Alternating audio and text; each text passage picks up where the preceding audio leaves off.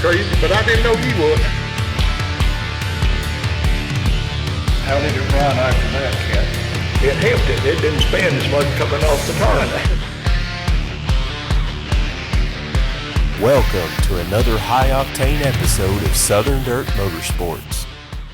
Welcome everyone to another podcast of Southern Dirt Motorsports. On this episode, I've got with me Miss Gilda Cantrell. Her and her husband, Kenneth Peanut Cantrell, were the owners of the first racetrack in McMinnville. It was known as the VFW racetrack because it was located across the river from the VFW. And I have Mr. Jeff Walker with me today. Jeff has also been a prominent racer himself, but his dad was a car builder, and he was the owner of a car that a guy that you hear us mention a lot of, Bernard Smith. Bernard later became Johnny Jack, but that is another story within itself. But Jeff is with us through this. He'll be sharing some things and names with us. Miss Gilda will be sharing some more stories of some things that happened at the racetrack during the time that her and Kenneth Peanut were running it. So, Miss Gilda, if you will, there was a thing that happened at the track one night where a guy actually fell through the floor of his race car. Could you share with us? What was his name? I've already forgotten. Vincent? Larry Vincent. It happened in the number one turn. I don't remember if he was hit or if he was spinning out, but the body separated from the frame. At that time, seat belts was either a belt or what they could get out of the junkyard. That was about all you had to hold them in. But his broke, and he flew out between the frame and the body of that car, out onto the track, and the body came back down on it. It scared everybody to death because we were afraid it was going to catch him as he came out. It was flying apart, and he was flying out. And the boy got up and walked away. And the fortunate thing, he didn't get run over. No, because he went high enough in that turn that it kind of slung him out. You know, it did. It scared everybody to death because they thought that it was going to crush him or he was going to get hit. But he got up and walked away. In the early days of racing, as Gilda's story verifies here, safety features was almost non-existent in those roll cars. Bars. Roll bars. You put a safety feature in there after someone got hurt to try to prevent yourself from getting hurt the same way. But that's the way it's gone on. And in NASCAR now, when there's a wreck, you'll notice the next year, whatever happened in that wreck will not happen in the next year. They tried to fix that. They have. And so catch fences, for one thing, that was one of the first things that changed because they were just fences or rails. Wasn't anything special. Now they're curved and they catch everything and throw it back on the track where it didn't happen before. And full face, the helmets have changed. It's amazing to when a tragedy happens that something good comes out of it. It's a shame that it usually has to happen before they realize it. They don't realize it. Drivers have tunnel vision. They only see if they could see what was going on beside them and behind them, they wouldn't be out there. They're going forward, they're paying attention when it comes right here. But if you don't have that, if you've noticed in the newer cars, you don't see anything except right in front. You don't see anything. It's blocked off. What I'd like to do now, Jeff has, he's put a list of some names together that formerly raced at McMinnville Speedway. And Gilda, being a historian that she is, having been one of the best promoters around, I'd like for him to mention a name, and if Gilda knows something about this person, I'll tell you. Tell us a story about this person. So, Jeff, if you would. First of all these guys were like He-Man. They were all tough and rough. And, oh, yeah. But it took somebody like you and Peanut to kind of round them off and get them all together and keep them all in the same herd and stuff. Oh, yeah. But you take like Bernard, like we were talking about earlier, when he was sick and passing away, I went out and talked to him and stuff, and he was telling me the story about the Johnny Jack deal. And he said that his dad, he had a Corvette, I think. And We all did. yeah, and you were saying earlier that he was kind of like a partner on the racetrack, but he was too lazy.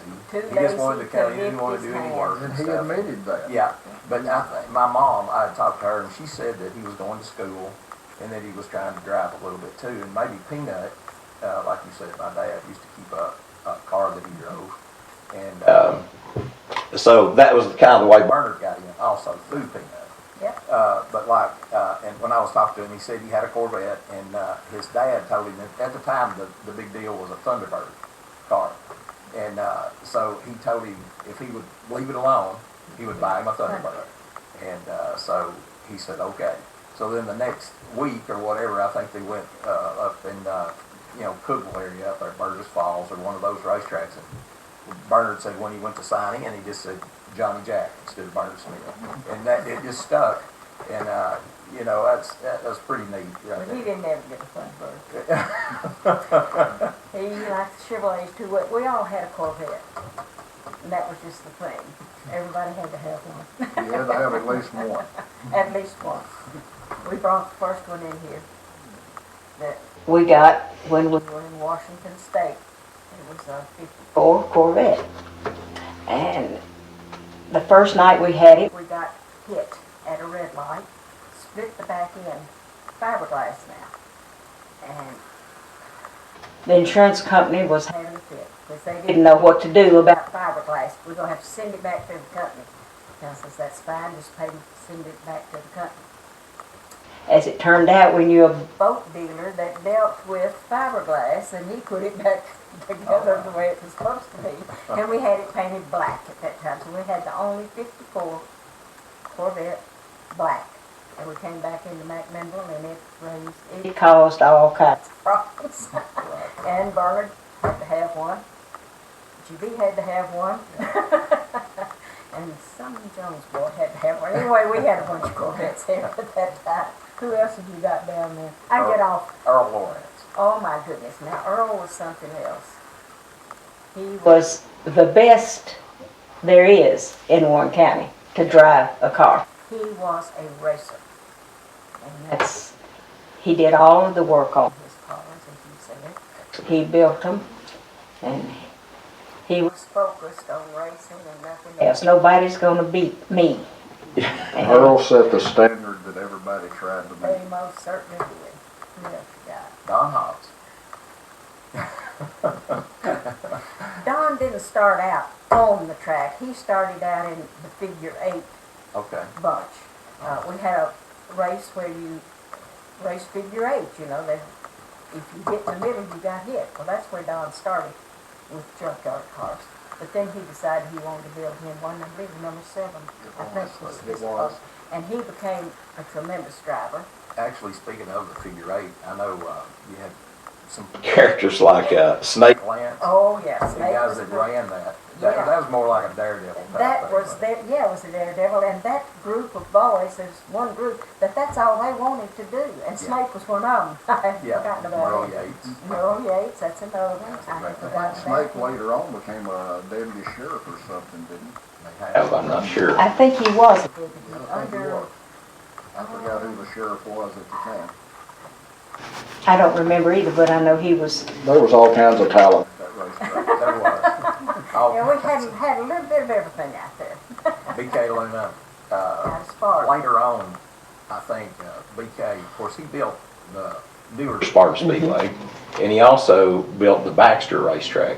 And I think Peanut even had a hand in Had that. in part, we Helped him decide, lay it out and do that sort of Did, thing. did Peanut just, did he just have a natural talent for that, or did he go to school for something Honey, like that? Or? we finished the high school, but he just had a natural talent for reading those slide rules and tripods, all that stuff. stuff. It just came so natural to him, and he could Sit in his mind, and then it worked out. That was the way it The McMinnville racetrack, the first one, the one we all remember really, one exceptional thing about it, both ends of the track was alike. 3 and 4 were like 1 and 2 turns. very few tracks have that. There's always one end of it a little different than others. Little But tighter. McMinnville's was alike. If you could run on one end, you could run on the other end. And that was, and Peanut laid that track out. He laid it out himself on paper, and I used To have all of that, and I gave it to Scott, and of course he he had it, and when he passed away, it's there at their house. somewhere, so all of that's gone as far as I'm concerned, everything I had. It was It's just a special place, the McMinnville Speedway. Yes, it was. And It- so so many, many different guys. I mean, it was unbelievable. Like Bud Fox, Bobby Stevens, you know. Fox out of Nashville. Now he was a good racer. His daddy, Fred Fox, did not want. Want Bud to race at all.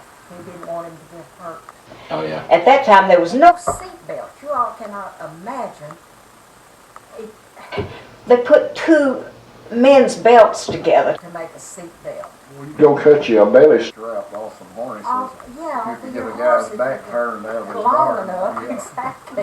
And like I said, it all came out of the junkyard. Your tires came out of the junkyard. Everything about it. If you needed a head gasket to go, or a head thing to go on top of the motor, you'd go to the junkyard and get one that wasn't cracked.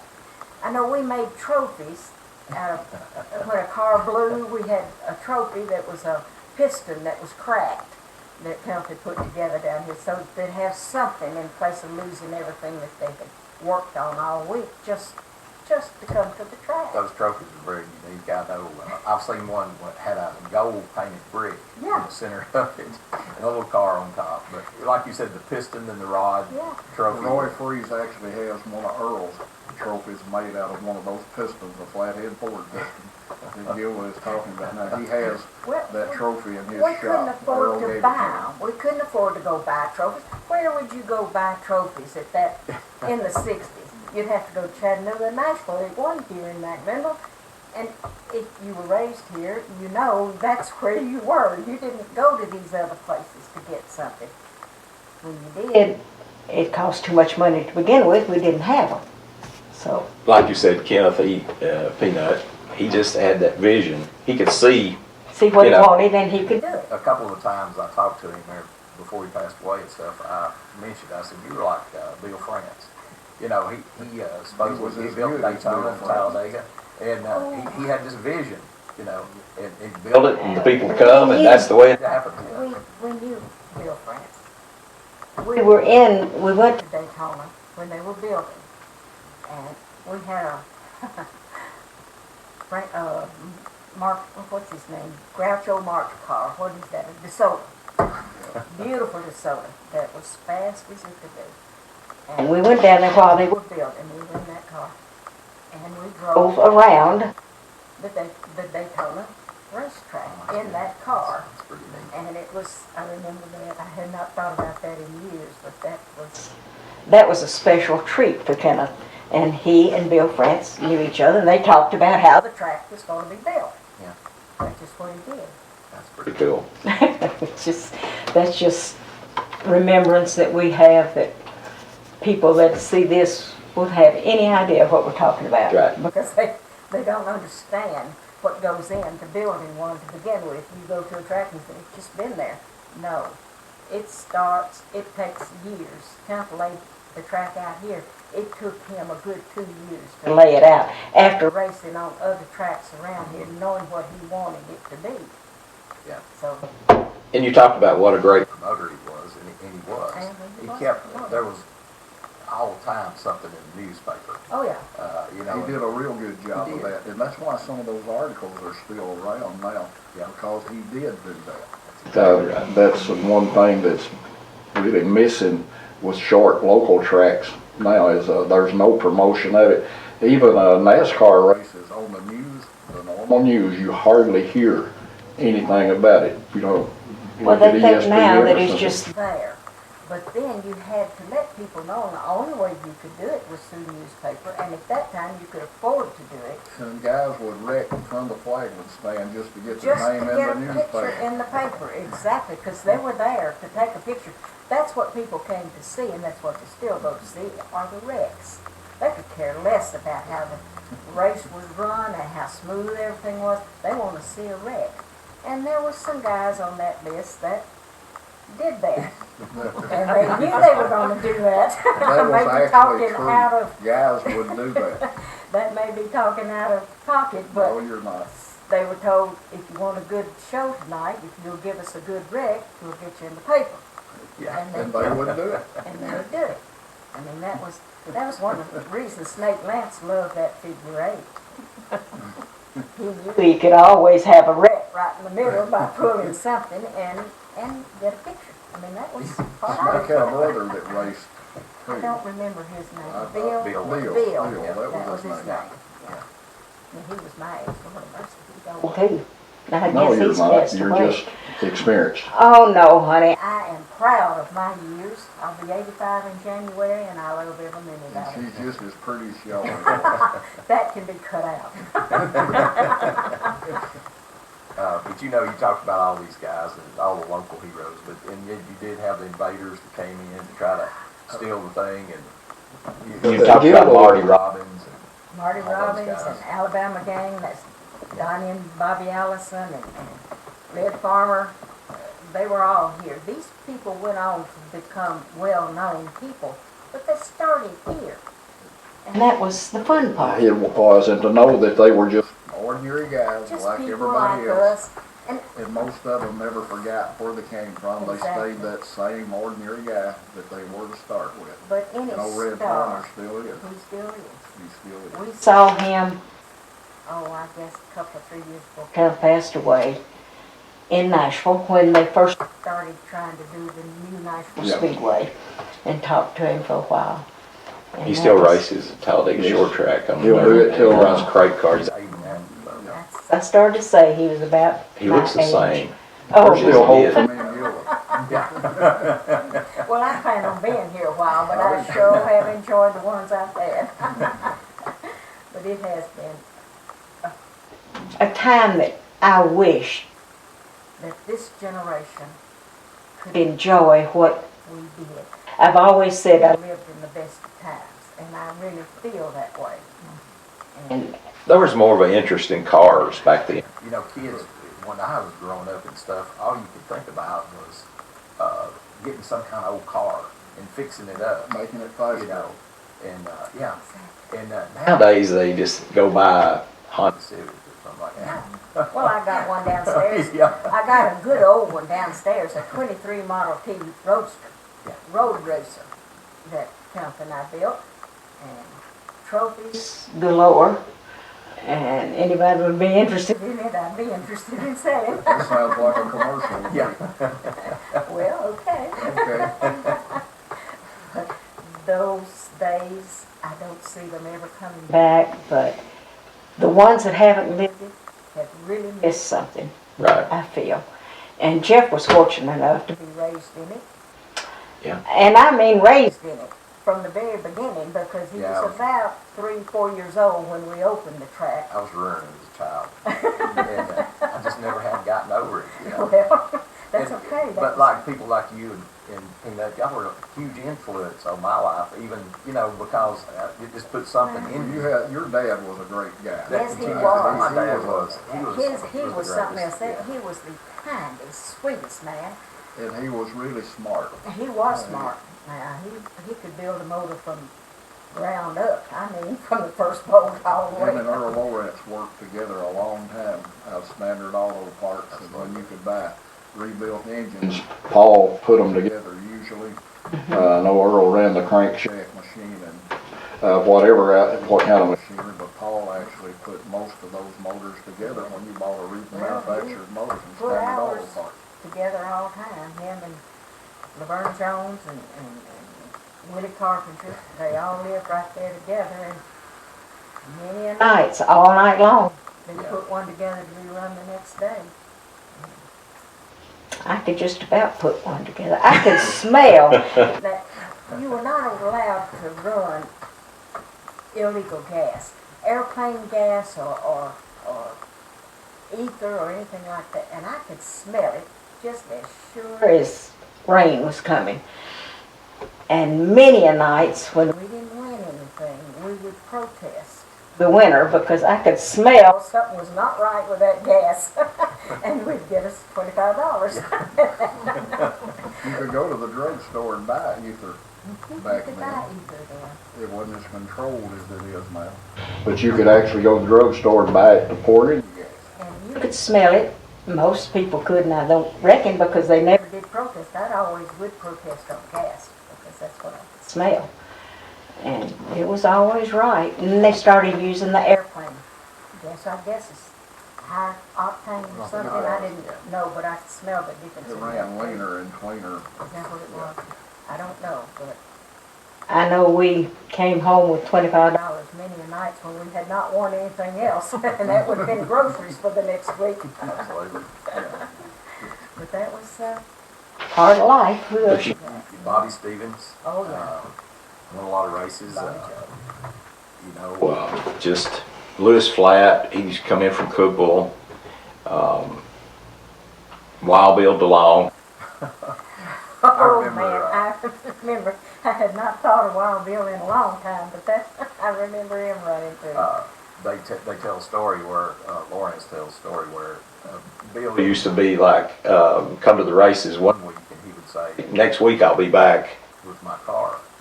And he would Build a trailer and build a car. A lot of times he'd leave the radio in it. You know, it was just fun. Bill was a and smart Lawrence said guy. he was I had the lining honor, up, you know, and stuff, and you could hear the Grand Ole Opry playing on the radio. I had the honor of working with Bill out paramedic some years. You know, he was a colorful guy, Bill was. He was. He was a I know character. his son Larry now. Absolutely. That's a pleasure and honor. Yeah, he's a great guy too. He really is. The apple didn't fall too far. You know, right It there. usually doesn't, That's exactly if you right. stop and think about it. It didn't fall far from the tree. Jack Smith. I don't remember. He was from Rickman, Cookville area. Evidently, he was just kind of getting started then. Must and have stuff. been, Later Jack is on. still around and alive. He's still Yes. doing well. He stopped by my shop a couple of years ago, and We had a good conversation at some point. I hope to do one of these podcasts with Jack. he probably ran in At the Muir McMinnville track more than he did it. he our he alley. ran at Sparta Quite a bit. Yeah, had I believe a red and blue 57 Chevrolet, I think maybe, was one of the cars that I remember him driving, but anyway, he's still around doing well. Jack's a really nice guy. Raymond Stiles. Yeah, I remember Raymond, I didn't, Raymond was one of the better, smoother drivers out there too, and usually a real gentleman, gentleman, and wore a vest most of the time and wingtip shoes. And him and Cat Stiles were in. Yeah, they were cousins. Cousins, okay. And had it not been for this podcast, I wouldn't have known that, because Cat told me about him being his cousin. Howard Pyers. Oh, Howard he was there too, and he was a good mechanic. He was, dealt with motors as much as he did driving, I remember that. I think he drove for a Pearsall guy, I believe, that was in the TV business maybe. Yeah, drove 5U4. That was the one I was trying to think of. Was the other, and those those numbers came off of cubes. Yeah. playing radios is Lloyd having, Pettigo. Lloyd. Maybe that's who it was. That's who it is, Lloyd Pettigo. I couldn't think of him. But what- Pearsall was the other one. Yes, IP2. yes. That's That's what where his I got was. the beer stuff. That's where his was. You gotta wonder sometimes now we're learning where some of these numbers did come from. That's where they came from, off of radio By the way, cubes. where did OZ2 come from? I don't know. That was I think that's car number at one time. At one time, he drove, when he was not driving Circle 2, he would drive that one to them. We may have to just duplicate that car sometime. Jimmy Griggs, another guy that used to come, and, you know, he had some fame at the fairgrounds. Things and he got injured. But he is the Stubblefield at the building supply here in town. He was, Like, what they call him Stubby. He works at Birch Supply. Birch. Supply. and his mother and Jimmy Griggs were brothers. Her sister. Oh, really? Now, I I didn't know It's very that, and I, yeah. And they have a trophy there. I've been meaning to stop by and see it. where He had won some special race and stuff. Probably And from talking about special race, I know y'all had a 100-lap race, Oh, and yeah. the reason why I want to brag about it is a little bit because Bird won, and Dad, one of my dad's cars, won that 100-lap race, and he was talking about the $35 that he had won and how it's going to help out. And, you know, a week or two before that, it'd be kind of lean, you know. Right. Oh, yeah. That, I had forgotten about our 100-lappers. We'd do that every once in a while. That brought in crowds. And there was Time or two that would, bring in somebody that would be out in the middle of the track entertaining people. We had a guy in a box that blew himself up. I don't remember who it was or why or what, but it was a promotion that we wanted to do, try to bring a crowd in, and it did.